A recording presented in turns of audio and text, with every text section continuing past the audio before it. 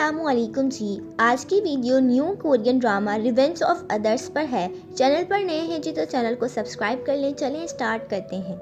Starting में हम Busan के एक सी साइड पर अपनी मेन लीड को देखते हैं जिसका नाम चैनमी है। वो अपने ब्रदर से फ़ोन पर बात कर रही होती है और वहीं पर हम उसके ब्रदर को भी देखते हैं जिसका नाम चांग्क्यो है। यहाँ पर चैनमी अपने ब्रदर को सी साइड का व्यू दिखा रही होती है और यहीं पर हमें पता चलता है कि चैनमी और चांग्क्यो जुड़वा बहन भाई हैं और चांग्क्यो चैनमी से पूरे 10 मिनट बड़ा है, जिसको लेकर चैनमी चांग्क्यो का मजाक उड़ा रही होती है और उसे बड़ा भाई कहकर चढ़ा रही होती है। यहीं पर जब चैनमी चांग्क्यो से बात कर रही होती है तभी चांग्क्यो से कोई मिलने के लिए आता है, जिसे देखकर वो चैनमी को होल्ड करने को कहता है। वहीं पर चैनमी वेट करने लगती है तभी हम देखते हैं कि उसके भाई को कोई रूफ टॉप से धक्का दे देता है जिसकी वजह से वो जमीन पर गिर जाता है और इसी तरह उसका फोन भी गिर जाता है और वहीं पर कोई आकर वो वीडियो कॉल को कट कर देता है, जिसे देखकर चैनमी को बहुत ज़्यादा अजीब लगता है। के बाद हम चैनमी को एक इंटरनेशनल शूटिंग कंपटीशन में देखते हैं जहां पर वो शूट कर रही होती है। यहां पर हम देखते हैं कि चैनमी शूटिंग में तो बहुत अच्छी है लेकिन वो अपने भाई की वजह से डरी हुई होती है, इसीलिए वो 3rd पोजीशन पर आती है। लेकिन अभी भी उसे समझ नहीं आ रहा होता कि उसके भाई ने उसकी वीडियो कॉल क्यों काटी। यहीं पर हम देखते हैं कि वो बार बार अपने भाई को फ़ोन कर रही होती है लेकिन उसका भाई फ़ोन नहीं उठाता। इसी तरह से चैनमी की परेशानी और भी बढ़ जाती है। दूसरी तरफ हम देखते हैं कि चांग्क्यो की डेथ की खबर उसके स्कूल में फैल चुकी है और सबको पता चल चुका है। दूसरी तरफ हम अपने एक और मेन कैरेक्टर को देखते हैं जिसका नाम सू ह्यून है, जो कि एक बाउलिंग एरिया में पार्ट टाइम जॉब करता है। वहीं पर वो अपने बॉस से आज जल्दी छुट्टी का कहता है, जिसे सुनकर उसका बॉस कहता है कि तुम्हें अपनी जगह किसी और को छोड़ना होगा। तभी सोह्यून अपने कोच को फोन करता है और वो कोच अपनी टीम के साथ आ जाता है, जिसे देखकर सोह्यून का बॉस उसे जल्दी ऑफ करने के लिए परमिशन दे देता है। इसके बाद यहाँ पर हमें सोह्यून का कैरेक्टर एक्सप्लेन किया जाता है, जहाँ पर हम देखते हैं कि सोह्यून एक नर्सिंग होम में जाता है जहाँ पर वो किसी और से नहीं बल्कि अपनी मॉम से मिलने के लिए आया है, क्योंकि उसकी मॉम इस नर्सिंग होम में एडमिट है। तभी स्टाफ मेंबर सोह्यून से कहती है कि तुम्हें जल्दी से जल्दी अपनी मॉम की फीस पे करनी होगी, वरना यहाँ पर डायरेक्टर तुम्हारी मॉम को यहाँ से निकाल देंगे। जिसे सुनकर सोह्यून कहता है कि आप फिक्र मत करें, मैं जल्दी से फीस पे कर दूंगा। वहीं पर हम देखते हैं कि सोह्यून की मॉम आ जाती हैं, जिसे देखकर वो बहुत खुश होता है। उसके बाद सोह्यून अपनी मॉम को घुमाने ले जाता है, जहाँ पर सोह्यून अपनी मॉम के साथ अच्छा टाइम स्पेंड करता है। उसके बाद हम देखते हैं कि जब सोह्यून नर्सिंग होम से निकलता है तो वो बाइक पर जा रहा होता है और अचानक से उसके सर में एक अजीब सा पेन शुरू हो जाता है और वो चक्कर खाकर बाइक से गिर जाता है, जिसे देखकर कुछ लोग उसको हॉस्पिटल ले जाते हैं। दूसरी तरफ हम चैनमी को देखते हैं जो कि अपनी कंपटीशन से सीधा एक ऑर्फनेज में आती है और ऑर्फनेज की 2 छोटी बच्चियों को गिफ्ट देती है, जिसे देखकर वो बहुत खुश होती हैं। यहाँ पर हमें चैनमी का कैरेक्टर एक्सप्लेन किया जाता है और हमें पता चलता है कि चैनमी और चांग्क्यो दोनों जुड़वा बहन भाई थे और जो कि ऑर्फनेज में पले बढ़े थे। लेकिन एक दिन चांग्क्यो को किसी ने अडॉप्ट कर लिया और उसके स्टेप पेरेंट्स उसको सियोल ले गए। यहीं पर चैनमी बुसान के ही ऑर्फनेज में पली बढ़ी, लेकिन फिर भी बड़े होने तक चैनमी और चांग्क्यो कांटेक्ट में ही थे। लेकिन अब चैनमी को अपने भाई की परेशानी हो रही होती है क्योंकि वो उसकी कॉल नहीं उठाता, इसीलिए अपनी फ्रेंड से कहती है कि वो सियोल जाकर उसके फ्रेंड से पूछे। और वहीं पर चैनमी जब सियोल जाकर चांग्क्यो के फ्रेंड से पूछती है तो वो लोग कहते हैं हम चांग्क्यो नाम के किसी आदमी को नहीं जानते। तभी चैनमी कहती है सॉरी, मैं पार्क वॉन सियुक की बात कर रही हूँ। दरअसल चांग्क्यो के स्टेप पेरेंट्स ने उसका नाम पार्क वॉन सियुक रखा था, इसीलिए सब उसको पार्क वॉन सियुक के नाम से ही जानते थे। लेकिन फिर वहीं पर उसके फ्रेंड्स उसकी बहन को बताते हैं कि पार्क वॉन सियुक की तो डेथ हो गई है, उसने सुसाइड कर लिया था। जिसे देखकर चैनमी के पांवों तले जमीन ही निकल जाती है, उसे यकीन ही नहीं आ रहा होता। यहीं पर चैनमी भागते भागते उसके मेमोरियल पर जाती है और वहाँ पर चांग्क्यो के स्टेप पेरेंट्स को देखती है जो कि उसके मेमोरियल से अभी अभी गए हैं। वहीं पर चैनमी उसके स्टेप पेरेंट्स के पास जाती है और कहती है कि आपने मुझे ये सब पहले क्यों नहीं बताया। तभी उसके स्टेप पेरेंट्स चैनमी से कहते हैं कि हमें नहीं पता था कि तुम दोनों अभी तक कॉन्टैक्ट में हो, लेकिन फिर भी तुम्हारा भाई एक गुनहगार था, उसने सुसाइड किया था और ऐसे बच्चे को हम अपना बेटा नहीं कह सकते। और यहाँ पर हमें पता चलता है कि चांग्क्यो के स्टेप पेरेंट्स बहुत ही ज़्यादा एरोगेंट थे, जिसे सुनकर चैनमी कहती है कि मेरा भाई सुसाइड नहीं कर सकता, मैंने उससे कल ही बात की है, वो बहुत खुश था। अगर आप लोगों को यकीन नहीं आ रहा तो आप लोग मुझे उसका फ़ोन दीजिए, उसका फ़ोन कहाँ पर है। जिसे सुनकर उसके पेरेंट्स कहते हैं कि वो फ़ोन तो प्रोसिक्यूटर को भी नहीं मिला, तो हम तुम्हें कहाँ से दे दें। इसीलिए चैनमी प्रोसिक्यूटर ऑफिस अपने भाई की डेथ का पता लगाने के लिए जाती है। और यहीं पर हम पुलिस स्टेशन में डिटेक्टिव्स को देखते हैं जो कि चांक्यो की मौत के वक्त का सीन देख रहे होते हैं। तभी एक दूसरा डिटेक्टिव उसको कहता है कि ये तो सुसाइड केस है, तो आप इसको दोबारा क्यों देख रही हैं। और वहीं पर हम चैनमी को देखते हैं जो कि पुलिस स्टेशन आ जाती है और उन डिटेक्टिव से बात करती है जो चांक्यो का केस देख रहे होते हैं।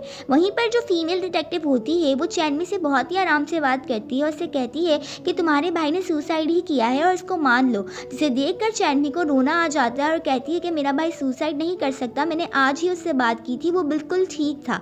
और वहीं पर फीमेल प्रोसिक्यूटर उससे कहती है कि आम तौर पर जब कोई सुसाइड करने वाला होता है तो वो पहले बिल्कुल ठीक ही लगता है। जिसे सुनकर चैनमी को गुस्सा आ जाता है और वो प्रोसिक्यूटर से कहती है कि आप लोगों को मेरे भाई के कातिल को ढूंढना ही होगा क्योंकि आप लोग पुलिस वाले हैं। और यहीं पर चैनमी बहुत ही ज़्यादा इमोशनल भी हो जाती है। दूसरी तरफ हम सोह्यून को हॉस्पिटल में देखते हैं जिसे होश आ गया है और वहीं पर डॉक्टर उसकी रिपोर्ट्स देखते हैं और सोह्यून से कहते हैं कि तुम अगली बार अपने गार्डियन के साथ आना, तभी हम तुम्हें बताएंगे कि तुम्हें क्या हुआ है। वहीं पर सोह्यून कहता है कि मेरी मॉम एक नर्सिंग होम में है और मेरा और कोई गार्डियन नहीं है। जिसे सुनकर डॉक्टर कहता है तो फिर तुम अपने टीचर के साथ आना। और यहीं पर ये बात सुनकर सोह्यून को बहुत ज़्यादा डर लगता है कि पता नहीं उसकी रिपोर्ट्स में क्या है। दूसरी तरफ हम चैनमी को देखते हैं जो कि बहुत ही ज़्यादा अपसेट होती है और वो फैसला करती है कि अब वो खुद ही अपने भाई के कातिल को ढूंढेगी। इसीलिए वो बुसान जाती है, अपना सामान पैक करती है और सियोल शिफ्ट होने का फैसला करती है। जिसे देखकर उसकी दोस्त अपसेट होती है क्योंकि चैनमी अपने शूटिंग कैरियर में बहुत आगे है और अगर वो क्विट करके यहाँ से शिफ्ट हो जाएगी तो उसके कैरियर को बहुत नुकसान होगा। लेकिन चैनमी का अब एक ही मकसद था और वो था रिवेंज लेना, उस कातिल को ढूंढना जिसने उसके भाई का मर्डर किया था। और इसीलिए चैनमी सियोल चली जाती है।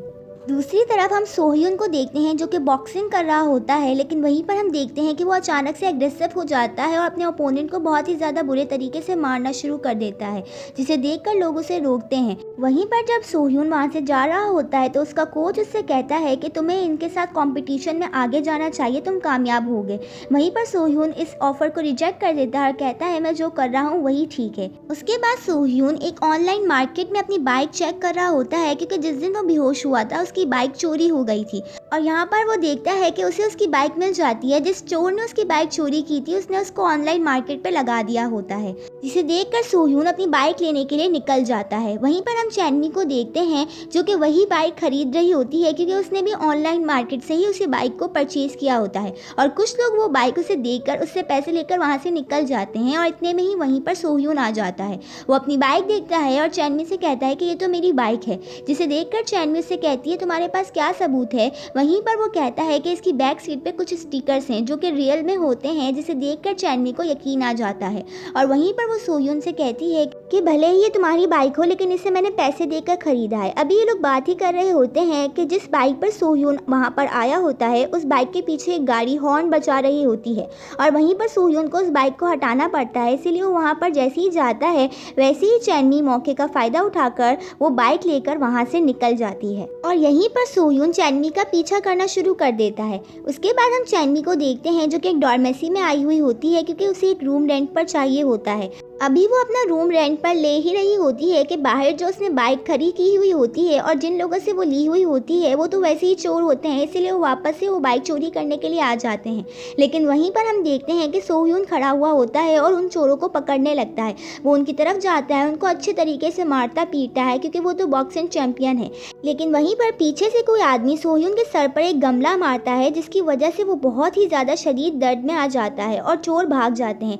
जब सोह्यून वहाँ से आ रहा होता है तभी चैनमी देखती है कि सोह्यून के पीछे एक ट्रक आ रहा है, लेकिन सोह्यून को नहीं पता, इसीलिए जल्दी से चैनमी सोह्यून को बचा लेती है। उसके बाद हम देखते हैं कि चैनमी सोह्यून की मदद करती है और उसका पानी से मुंह धुलवाती है। वहीं पर चैनमी सोह्यून से कहती है कि अब बाइक के डिस्प्यूट को छोड़ते हैं, मैंने वैसे भी तुम्हारी जान बचाई और तुम्हारी मदद की है, जिसे देखकर सोह्यून भी राजी हो जाता है। अगले दिन हम देखते हैं कि सोह्यून स्कूल जा रहा होता है और वहीं पर हम चैनमी को देखते हैं क्योंकि चैनमी भी उसी स्कूल में जा रही होती है और इन दोनों का आपस में एक्सीडेंट होने ही वाला होता है। लेकिन चैनमी गार्बेज के अंदर अपनी बाइक दे देती है जिसकी वजह से वो बहुत बुरे तरीके से गिरती है और उसके कपड़े गंदे हो जाते हैं। लेकिन फिर यहीं पर सोह्यून अब चैनमी की मदद करता है और पानी से उसका मुंह धुलवाता है, लेकिन वहीं पर चैनमी के कपड़े गीले हो जाते हैं। इसीलिए सोह्यून अपने स्कूल की जैकेट चैनमी को देता है और कहता है कि आज के लिए इसे तुम रख लो। वहीं पर हम देखते हैं कि चैनमी और सोह्यून एक साथ स्कूल में आ रहे होते हैं। लेकिन सोह्यून अपनी बाइक कहीं और पार्क करता है और वहीं पर चैनमी को लगता है कि यही पार्किंग है। और दरअसल ये पार्किंग सोह्यून के दोस्त की होती है और वहीं पर उसका दोस्त आकर चैनमी से कहता है कि तुम यहाँ पार्क क्यों कर रही हो। और फिर वहीं पर वो चैनमी को सोह्यून का कोट पहना देखता है, तभी वो समझता है कि चैनमी और सोह्यून दोस्त हैं, इसीलिए वो चैनमी को कहता है चलो ठीक है, तुम भी यहाँ पार्क कर सकती हो। उसके बाद हम देखते हैं कि जब चैनमी स्कूल में एंट्री करती है तो उसने नया यूनिफॉर्म पहना हुआ होता है, जिसे देखकर दो लड़कियां बहुत हैरान होती हैं क्योंकि उसके ऊपर सोह्यून का नेम टैग होता है। और वही दो लड़कियां आकर एक और न्यू कैरेक्टर गॉकजी को ये सब कुछ बता देती हैं और यहाँ पर हमें पता चलता है कि गॉकजी सोह्यून में इंटरेस्टेड है और उसे ये बात बिल्कुल भी अच्छी नहीं लगती। दूसरी तरफ हम चैनमी को देखते हैं जो कि इस स्कूल के शूटिंग डिपार्टमेंट में एडमिशन लेती है और वहीं पर उसका कोच उसको एक लड़की से मिलवाता है और कहता है कि अब से ये तुम्हारी मदद करेगी। वहीं पर वो लड़की चैनमी को उसके क्लासरूम में लेकर जाती है और यहीं पर हम देखते हैं कि चैनमी का क्लासरूम वही होता है जिसमें सोह्यून होता है। उसके बाद हम एक न्यू कैरेक्टर को देखते हैं जिसका नाम जेबम है, जो कि एक अमीर फैमिली से बिलोंग करता है और यहाँ पर एडमिशन के लिए आया है। यहाँ पर हमें पता चलता है कि जेबम एक सीनियर स्टूडेंट है, लेकिन ड्यू टू सम एक्सीडेंट वो अपनी मेमोरी लॉस्ट कर चुका है और वो पूरे 6 महीने कोमा में था, जिसकी वजह से डॉक्टर्स ने सजेस्ट किया है अगर ये अपनी पुरानी चीज़ें वापस से दोहराएगा तो ये ठीक हो सकता है। इसीलिए वो अपने स्कूल में दोबारा से एडमिशन के लिए आता है ताकि वो ठीक हो सके। वहीं पर हम जेबॉम की क्लास में एक वाइट बालों वाली लड़की को देखते हैं जो कि उसे घूर रही होती है, जिसे देखकर जेबॉम बहुत ही ज़्यादा कंफ्यूज्ड हो जाता है। दूसरी तरफ हम चैनमी को देखते हैं जो कि अपने भाई को मिस कर रही होती है और कहती है कि अगर वो यहीं पर होता तो वो इन्हीं सब बच्चों के दरमियान में होता, और वो अपने भाई को इमेजिन कर रही होती है।